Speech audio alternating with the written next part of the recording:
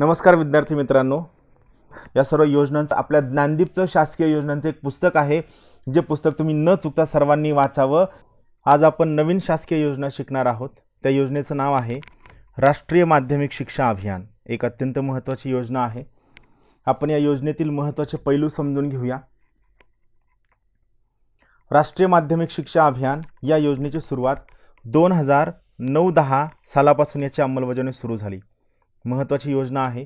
तुम्हाला आठवत असेल, मागील व्हिडिओमध्ये आपण पाहितलं सर्व शिक्षा अभियान, ज्याची सुरुवात 2001 सालापासून झाली। सर्व शिक्षा अभियानातील महत्त्वाचा उद्देश होता प्राथमिक शिक्षणाचं सार्वत्रिकीकरण करणं। ही जी महत्त्वाची योजना आहे राष्ट्रीय माध्यमिक शिक्षा अभियान, याचा सगळ्यात महत्त्वाचा फोकस आहे तो आहे माध्यमिक शिक्षण म्हणजे सेकंडरी एज्युकेशन। सो या योजनेची सुरुवात 2009-10 सालापासून झाली। सर्व शिक्षा अभियानासारखीच ही भारत सरकारची एक फ्लॅगशिप योजना होती, म्हणजे एक पॉलिसी योजना होती ज्यामार्फत भारत सरकारला खूप मोठ्या प्रमाणामध्ये शिक्षण क्षेत्रामध्ये मोठे बदल करणं उद्देश होता।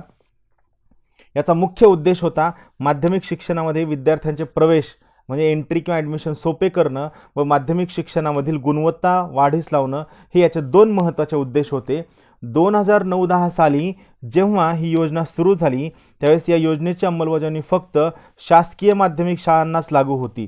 मात्र 2013 पासून आपण या योजनेची व्याप्ती वाढवली व अनुदानित, ज्यांना सरकारकडून ग्रँट मिळते, या अनुदानित माध्यमिक शाळांनाही राष्ट्रीय माध्यमिक शिक्षा अभियान मार्फत मिळणारे बेनिफिट्स लागू करण्यात आले। यामुळे ही एक अत्यंत महत्त्वाची ॲम्बिशियस महत्त्वाकांक्षी योजना आहे।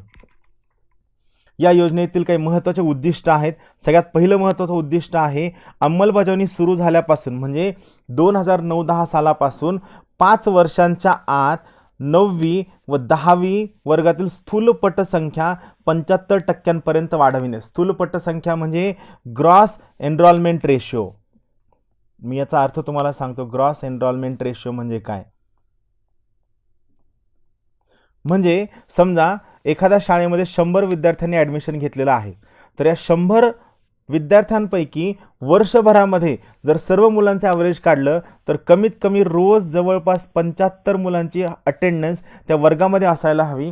याला आपण ग्रॉस एनरोलमेंट रेशो म्हणतो। म्हणजे समजा एखाद्या दिवशी फक्त 10च मुलं आले, दुसऱ्या दिवशी 100 आले, तिसऱ्या दिवशी 90 आले, चौथ्या दिवशी 80 आले, मग परत 30 आले, तर जेव्हा या 5 लोकांचं ॲव्हरेज काढलं जाईल तेव्हा ॲव्हरेज काढल्यानंतर हे ॲव्हरेज 75 यायला हवं। याला आपण ग्रॉस एनरोलमेंट रेशो असं म्हणतो। सो सगळ्यात महत्त्वाची स्कीम आहे। महत्त्वाची गोष्ट लक्षात ठेवा, राष्ट्रीय माध्यमिक शिक्षा अभियान सुरू झाल्यापासून, याची अंमलबजावणी सुरू झाल्यापासून 5 वर्षांच्या आत इयत्ता 9वी व 10वीतील वर्गांसाठी स्थूल पटसंख्या म्हणजे ग्रॉस एनरोलमेंट रेशो 75% वाढविणं हा या योजनेचा सर्वात महत्त्वाचा उद्दिष्ट आहे। यासोबतच 2017 सालापर्यंत वर्ष लक्षात ठेवा, ॲक्च्युली आपण हे टार्गेट अचीव करू शकलेलो नाही, तरीही लक्षात ठेवा 2017 सालापर्यंत माध्यमिक शिक्षणाचं सार्वत्रिकीकरण करणं म्हणजेच युनिव्हर्सलायझेशन करणं हा या योजनेचं आणखीन एक महत्त्वाचं उद्दिष्ट होतं। व तिसरं सर्वात महत्त्वाचं उद्दिष्ट होतं 2020 सालापर्यंत माध्यमिक शिक्षणातील गळती रोखणं, ड्रॉपआउट रेशो कमी करणं हा याचा सगळ्यात महत्त्वाचा उद्देश होता। म्हणजे शाळेमधनं जी मुलं शाळा अटेंड करत नाहीत ती का करत नाहीत, त्यामागची कारणं काय आहेत, ही कारणं शोधणं, त्यावर उपाययोजना करणं व मुलांची वर्गातील उपस्थिती वाढविणं व त्यांचं शाळा सोडून जाण्याचं प्रमाण कमी करणं हा या योजनेच्या मागचा सर्वात महत्त्वाचा उद्दिष्ट होता। 3 महत्त्वाचे टार्गेट्स आपण पाहितलेत। 5 वर्षांच्या आत ग्रॉस एनरोलमेंट रेशो 75% आणणं, 2017 पर्यंत माध्यमिक शिक्षणाचं सार्वत्रिकीकरण म्हणजे युनिव्हर्सलायझेशन करणं व 2020 सालापर्यंत माध्यमिक शिक्षणामधील गळती रोखणं, हे याचे 3 सर्वात महत्त्वाचे टार्गेट्स होते। राष्ट्रीय माध्यमिक शिक्षा अभियान। राष्ट्रीय माध्यमिक शिक्षा अभियानाच्या अंतर्गत एक व्हिजन 2022 बनविण्यात आलं होतं। ह्या व्हिजन 2022चं म्हणणं होतं, व्हिजन 2022च्या अंतर्गत 2022 पर्यंत 80,000 माध्यमिक शाळांना अद्ययावत करणं, मॉडेल करणं, त्यांच्यामध्ये योग्य अशा सुविधा बनवणं, त्यांच्यामध्ये योग्य असे बदल करणं, हे या स्कीमचं सर्वात महत्त्वाचं टार्गेट होतं। यासोबतच प्रत्येक विद्यार्थ्याला त्याची माध्यमिक शाळा 5 किलोमीटरच्या आत माध्यमिक शाळा उपलब्ध करून देणं। प्राथमिक शाळेच्या बाबतीत तुमच्या लक्षात असेल, प्रत्येक विद्यार्थ्याला 1 किलोमीटरच्या आत प्राथमिक शाळा उपलब्ध करून देणं. सेम टार्गेट माध्यमिक विद्यार्थ्यांसाठी 5 किलोमीटरच्या आत माध्यमिक शाळा उपलब्ध करून देणं हे होतं. तर तिसरं सर्वात महत्त्वाचं उद्दिष्ट होतं. यामध्ये खूप सगळे टार्गेट्स होते. माध्यमिक स्तरावरील शिक्षणाची गुणवत्ता सुधारणं, त्यानंतर विषमता कमी करणं, त्यानंतर लैंगिक जेंडर इनइक्वॅलिटी कमी करणं, आर्थिक व सामाजिक विषमता दूर करणं, यासोबतच अपंगांचे शैक्षणिक समावेशन करणं, त्यासाठी आवश्यक असणाऱ्या सर्वच्या सर्व उपाययोजना करणं, हे विजन 2022च्या अंतर्गत राष्ट्रीय माध्यमिक शिक्षा अभियानाच्या अंतर्गत अंतर्भूत करण्यात आलं होतं. या योजनेचा अविभाज्य घटक करण्यात आलं होतं. शेवटचा घटक लक्षात ठेवा, गुणवत्ता सुधारणे, विषमता कमी करणे, जेंडर इनइक्वॅलिटी कमी करणे, आर्थिक व सामाजिक विषमता कमी करणे व अपंगांचे राष्ट्रीय माध्यमिक शिक्षा अभियानाच्या मार्फत शैक्षणिक समावेशन करणे, एज्युकेशनल इन्क्लुजन करणे, हा या योजनेचा सर्वात महत्त्वाचा उद्दिष्ट होता. या अभियानाची कार्यपद्धती काय होती आणि याच्या अंतर्गत त्यांनी काय काय उपाययोजना केल्या होत्या. सर्वात महत्त्वाची उपाययोजना होती, विद्यार्थी व शिक्षक प्रमाण हे 30:1 ठेवण्यात आलं होतं. म्हणजे प्रत्येक 30 विद्यार्थ्यांच्या पाठीमागे जवळपास 1 शिक्षक असणं कंपल्सरी करण्यात आलं होतं. व या प्रकारचा रेशो मेंटेन करण्यासाठी प्रत्येक माध्यमिक शाळेने अतिरिक्त शिक्षक ठेवणं, या अतिरिक्त शिक्षकांची नेमणुका करून ठेवणं व त्यांच्या अपॉइंटमेंट केल्यानंतर त्यांना इतर कामांसाठी लावणं, हे सर्व त्यांनी ठरवलं.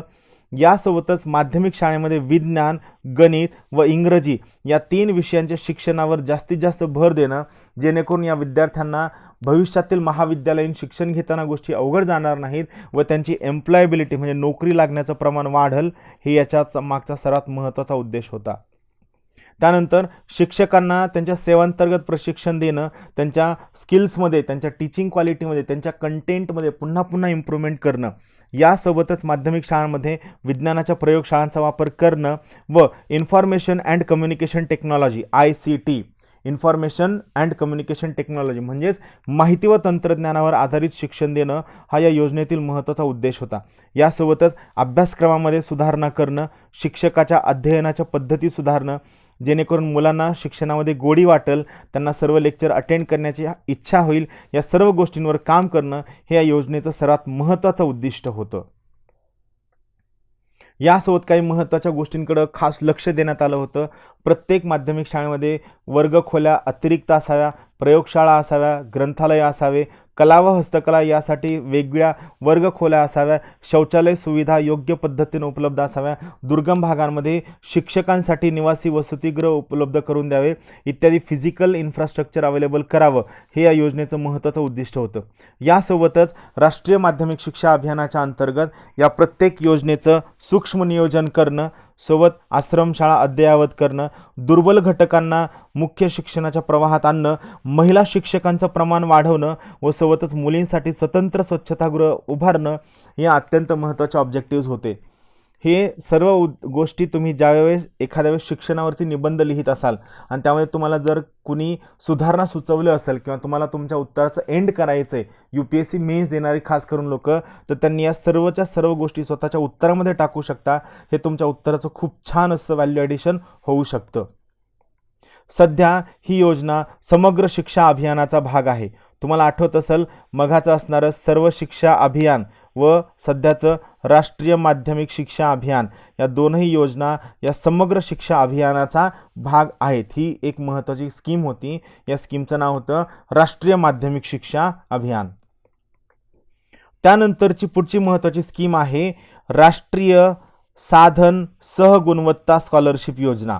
साधन म्हणजे काय? मीन्स, नॅशनल मीन्स कम क्वालिटी स्कॉलरशिप योजना. या योजनेची सुरुवात मे 2008 मध्ये झाली. अत्यंत महत्त्वाची योजना आहे. आपण या योजनेमधील महत्त्वाचे काही पैलू, महत्त्वाचे काही मुद्दे समजून घेण्याचा प्रयत्न करणार आहोत. या योजनेची सुरुवात, सर्वात महत्त्वाची गोष्ट, मे 2008 साली झाली.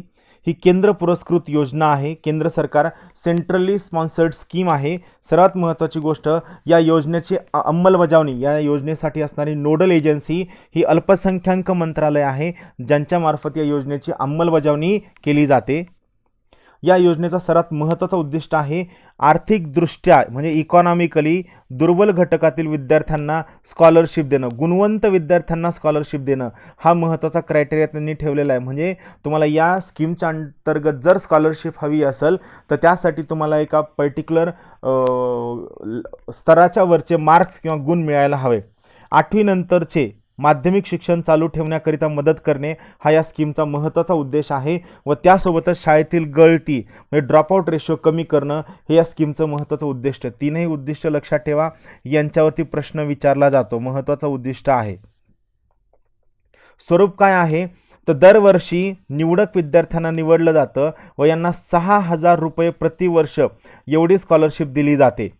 महत्त्वाची गोष्ट आहे, या स्कीमच्या अंतर्गत कोण कोण येतं?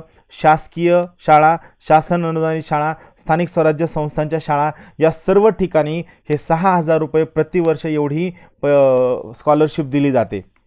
या योजनेचा मुख्य उद्देश आहे या विद्यार्थ्यांना 9वी ते 12वी पर्यंतच्या वर्गामध्ये शिक्षण घेण्यासाठी कोणत्याही प्रकारची आर्थिक अडचण येता कामा नये यासाठी या प्रकारची स्कॉलरशिप या विद्यार्थ्यांना दिली जाते. परत एकदा सांगतो, 9वी ते 12वी पर्यंतच्या वर्गांमध्ये शिक्षण घेण्यासाठी 8वी नंतरच्या विद्यार्थ्यांना कोणत्याही प्रकारची अडचण येता कामा नये ही या योजनेचे सर्वात महत्त्वाचे उद्दिष्ट आहे व त्यासाठी स्कॉलरशिपच्या माध्यमातून आर्थिक मदत दिली जाते. यासाठी पात्रता काय आहे तर सर्वात महत्त्वाची पात्रता आहे पालकांचे उत्पन्न 1,50,000 रुपयांपेक्षा कमी असावे. महत्त्वाचा क्रायटेरिया, पालकांचे उत्पन्न 1,50,000 रुपयांपेक्षा कमी असावे. ही स्कॉलरशिप मिळण्यासाठी विद्यार्थ्यांची निवड केली जाते एका परीक्षेच्या आधारे.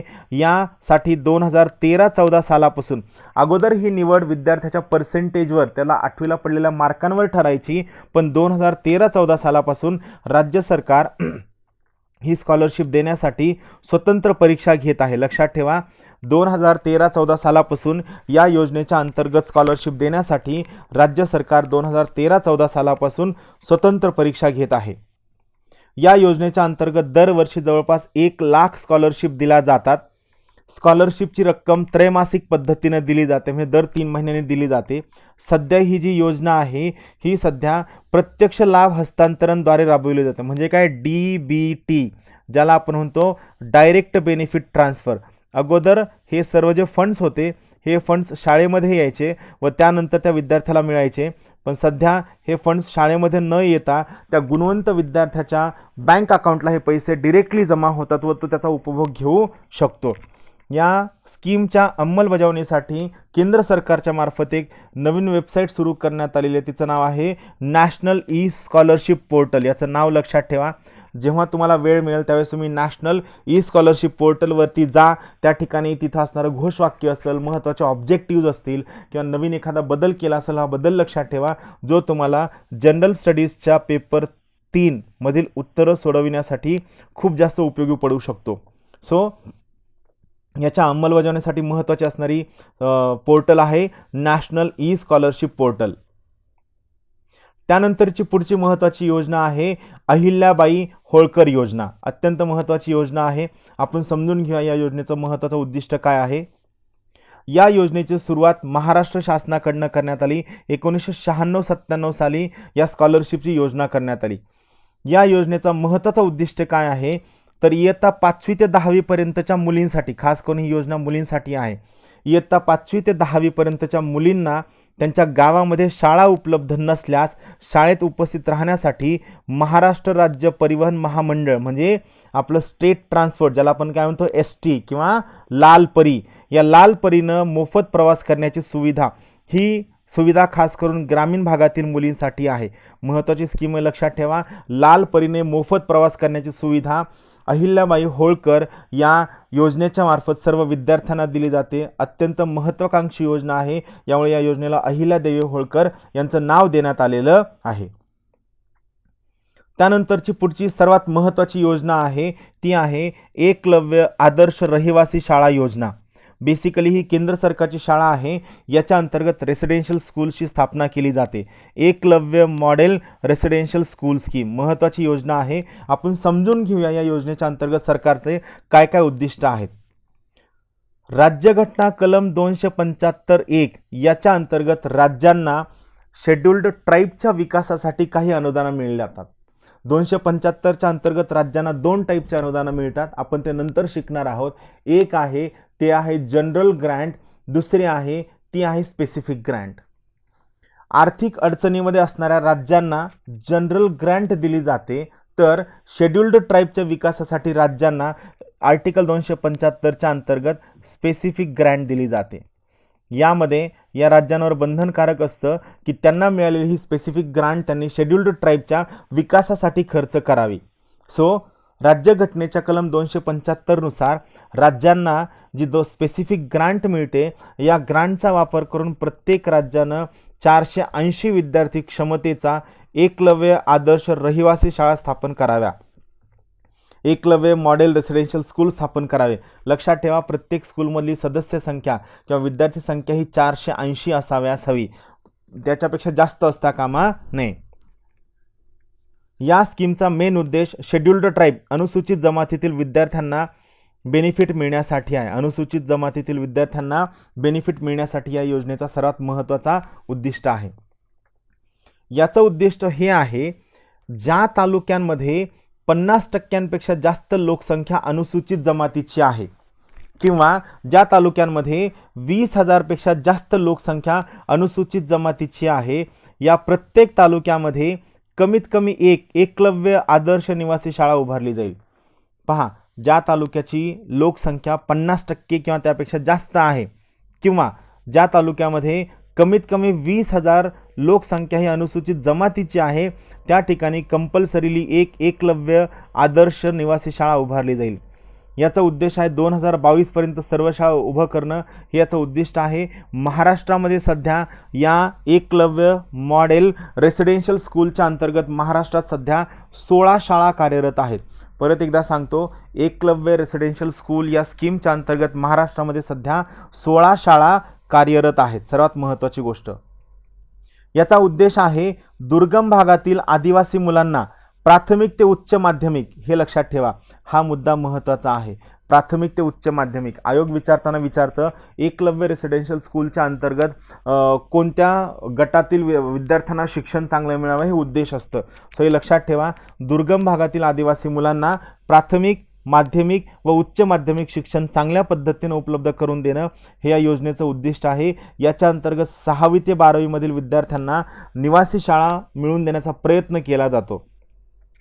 याचा उद्देश आहे आदिवासी भागातील मुलांच्या सर्वांगीण विकासासाठी पोषक वातावरण निर्माण करणं व त्यांच्या भौतिक सुविधांबरोबरच त्यांचं सामाजिक व मानसिक स्वास्थ्य साधने उपलब्ध करून त्यांचं मानसिक व सामाजिक स्वास्थ्य जपणं, हे या स्कीमचं महत्त्वाचं उद्दिष्ट आहे. या स्कीमची अंमलबजावणी ministry of scheduled tribe welfare याच्या अंतर्गत येते.